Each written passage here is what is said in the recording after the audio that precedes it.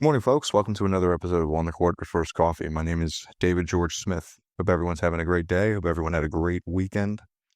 Um, Lots to talk about today. Definitely a little bit of controversy yesterday with the football. I know this is a basketball show, but a little bit of controversy with the Eagles' dominant win over the Giants. I just wanted to say, first of all, stop whining about the tush push. Stop whining about the tush push. The rest were terrible. That game, everybody knows that. Both sides of the ball, they were terrible for both teams. And I hope Scativo gets better. I'm sorry if I butchered his name, but that gruesome injury yesterday from that for all football fans out there. But go Birds. I need to hope getting back to Floridians with Luke. Shout out to Luke.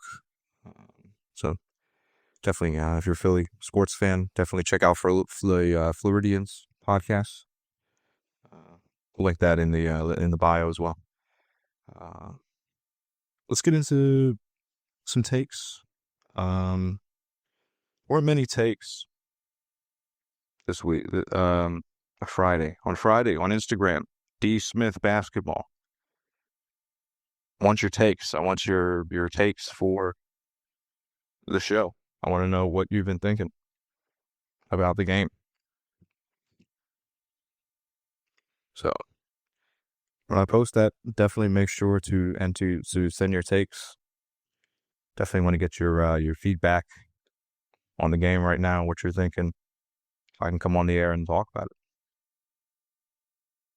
So there's two that I'm going to get into. There is the Warriors are legit contenders for the chip. That's one of the takes we got. Warriors are legit contenders for the chip. Yeah, I mean I've said that before on this show. I think I 100% agree. I think the Warriors are a lot to watch out for. I think Kuminga is going to be most likely going to be the most improved player of the year. I think, obviously Steph is going to do his thing. JB Butler's going to do his thing. The addition of Al Horford is huge. The loss of Al Horford for Boston is, by the way, has been huge because they've been struggling. They're deep. They've got a great defensive presence. I've been talking about Golden State, folks. They're really good. They're still really good in the Big 2-5. I think they can easily go out and win a championship this year. Next one I had is Victor Wembanyama is now third best player in the world besides Jokic and Giannis. Okay. I mean, so your top three players in the world are Jokic, Giannis, and Wembanyama. I can't say I agree. I mean, he's been explosive this season. It's averaging 33. I mean, I know we're only, 3 or 4 games, but 33 points, 13 rebounds, 2 assists, shooting 56%, almost 57% from the field. He's a phenomenal player. I think he's definitely top 10. I just don't know if I would put him above. I think Shea has to get that spot. I don't know if I would put him up against. I don't know if I'd rank him higher than KD yet. I don't know. I don't know about top. I don't know about top 3. I definitely agree with your two. Maybe I don't know if I. Well, yeah, I guess maybe Giannis. I don't know if I think Shea probably has to take that third spot. But to compare Shea and Wemby, that's like comparing apples to oranges. But I just to me, Shea deserves that spot. He's been putting up more points in my opinion. I mean, well, not in my opinion. It's true, but he's been putting up more points in more time. If they remember, again, the Thunder did go to In the past 3 games, they've been to what, 4 overtimes periods.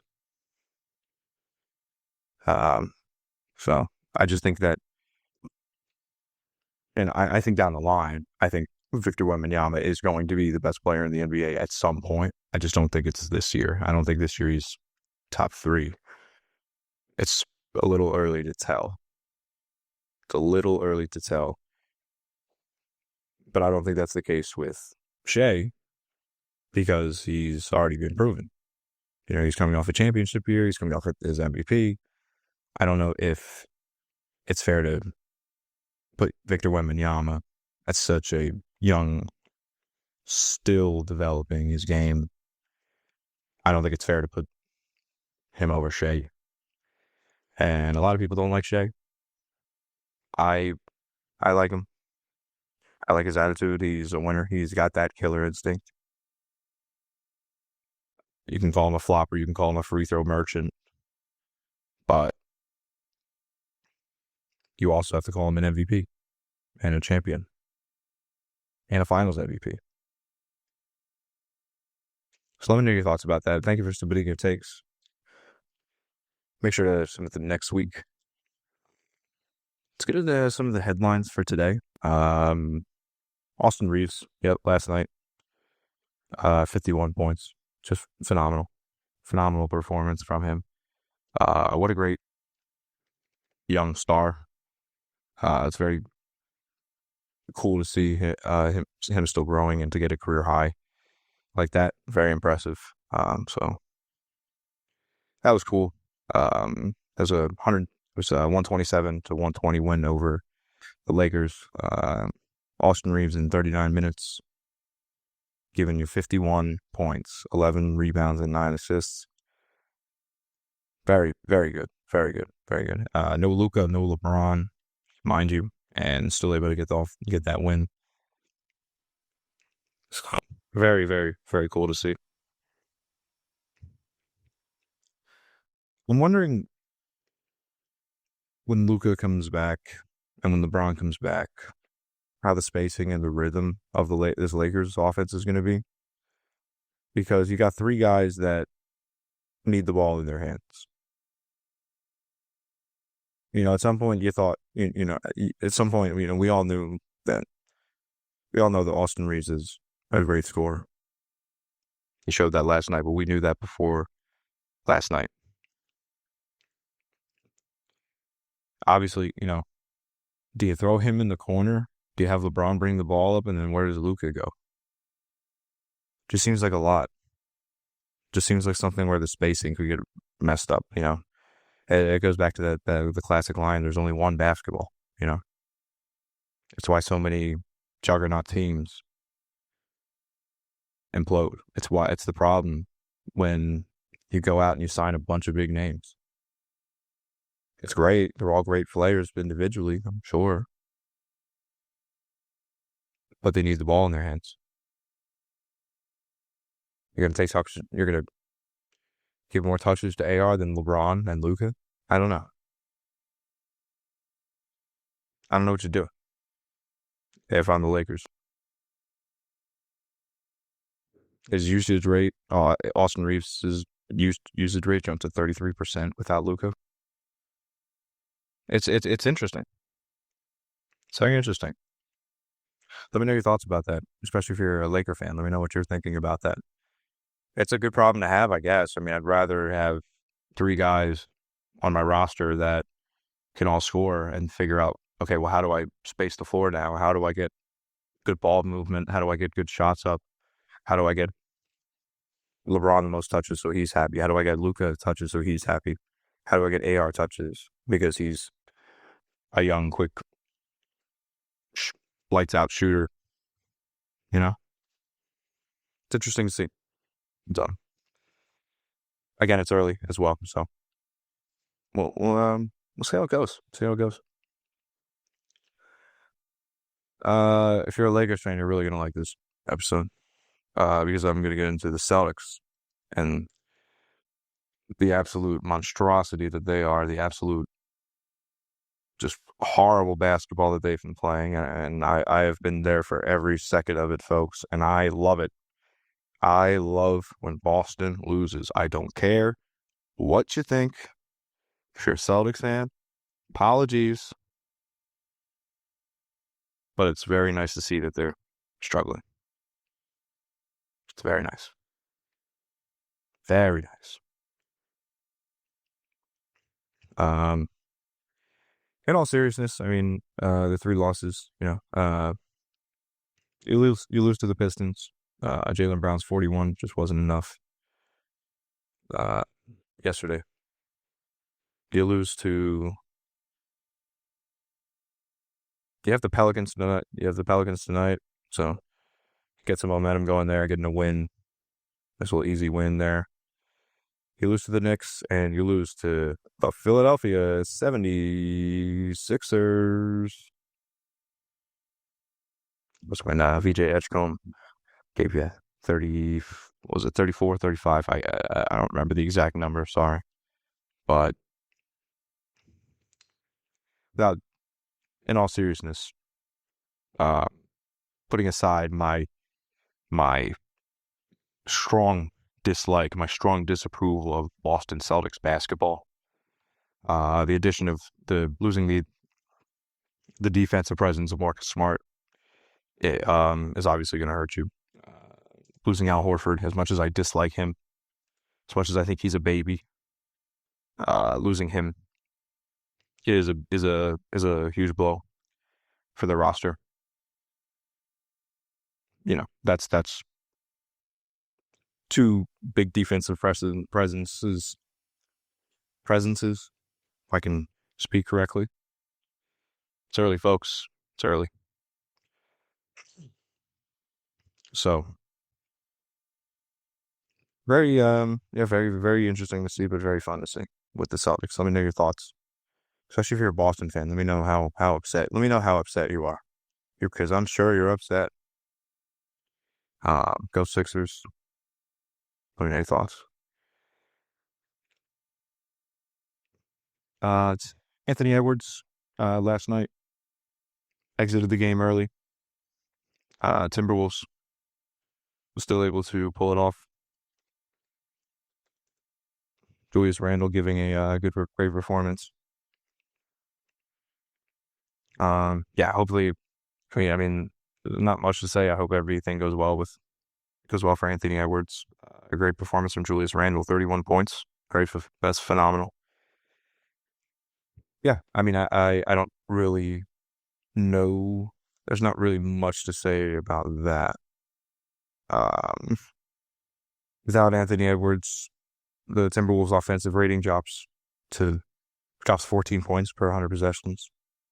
So obviously, yeah, that's points off the board, but um, they'll take a slump, I guess, and then when he comes back, hopefully it's not too bad of an injury, and he comes back in maybe a couple days, a week, I don't know. Um, yeah, hope everything's good with Anthony Edwards. Wait and see what happens there. There's a cup is going to happen. The NBA Cup is going to happen in a week. Let's and there's going to be a new layout, a new thing for it. I wish they would just get rid of this stupid cup. I wish they would. I really wish they would. It just doesn't make sense. It doesn't make sense. I don't get it. I don't get it. I don't like it. But I'm going to explain it to you anyway because it's a new layout. So we'll wait and see. Let's see how this works here. The Emirates NBA Cup 2025. Here's the format. There's 6 groups. There's West A, West B, West C, and then East A, East B, East C. Let's see. It'll consist of 2 stages, group play and knockout rounds. So all 30 teams have been randomly drawn into groups of 5 with their conference based on win-loss records from last season. So beginning Friday this week, and we'll get into more of that on Friday, and it'll go on for a month. Each team will play 4 designated group play games on cup nights.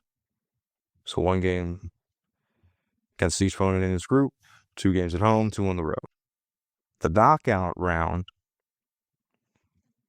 will consist of 8 teams that will advance. The team with the best standing in group play games in each of the 6 groups and 2 wild cards. So that'll be the team from each conference with the best record in group play games that finished second in its group. And this is all from NBA, the NBA website, trying them to sue me.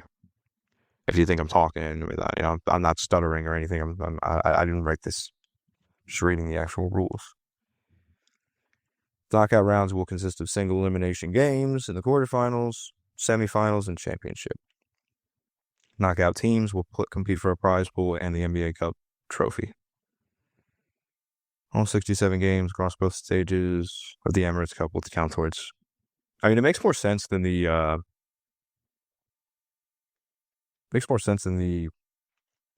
one last year. I just don't know. Like, are you going to change it every year? Why don't you just take a month off or like a couple weeks off and just have it like these groups play each other? Do it like an AAU tournament. You play like 2 or 3 games, and then you do a bracket based on those rankings. It sounds like that's what they're doing, but just with extra steps that are just unnecessary. I don't know. Let me know your thoughts. Maybe I just don't get it. I don't know.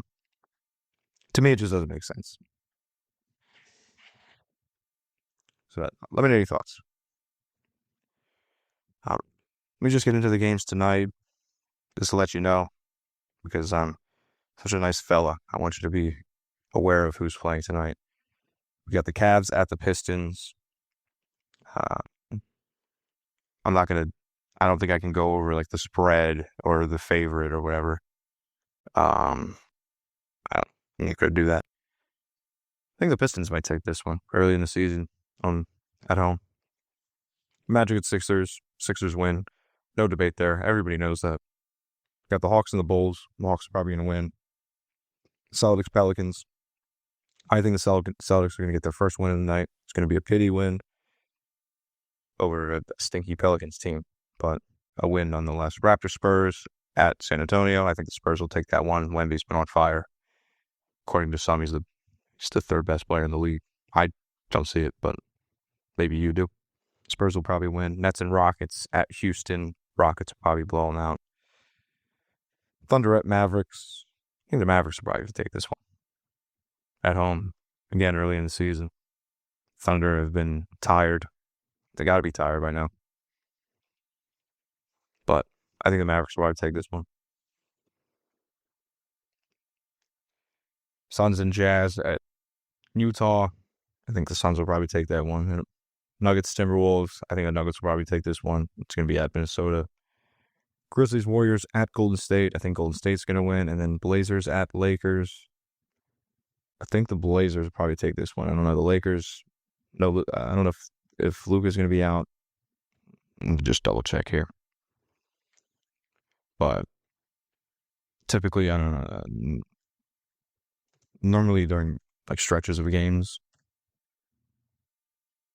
Yeah. So he's going to be out tonight. Yeah, I think that they're just going to get a little confused and disorganized without LeBron and Luka, having 2 stars out. So I think the Blazers would probably take this one. So those are the games today. Let me know your thoughts. Let me know what games you're looking forward to. That's going to wrap it up for me today. Hope everyone enjoyed this episode. Thank you so much for tuning in. And have a great day.